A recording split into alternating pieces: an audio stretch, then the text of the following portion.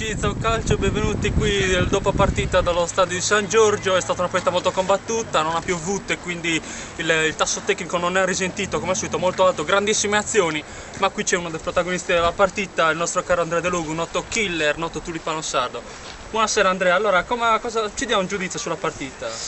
Ma la partita è stata una partita molto difficile, anche se la squadra è calata molto perché eravamo molto bassi sul profilo estetico, in quanto l'assenza di Pinna ci ha penalizzato molto.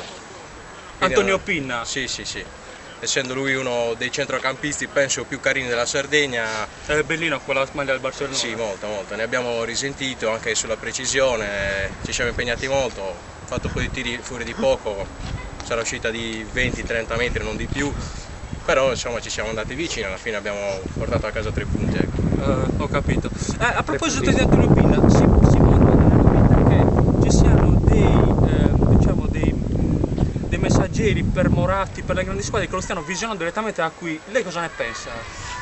Sono tutte voci di corridoio, però non si sa, io penso che lo stia cercando soprattutto Armani, anche Dolce & Gabbana, forse più Dolce & Gabbana. Però, diciamo, l'opinione della redazione è che secondo noi Moratti non capisce proprio un cazzo se cerca Pinna. Ma comunque da qui è tutto, da San Giorgio è tutto, ci vediamo per la prossima settimana con Zoom Calcio, arrivederci.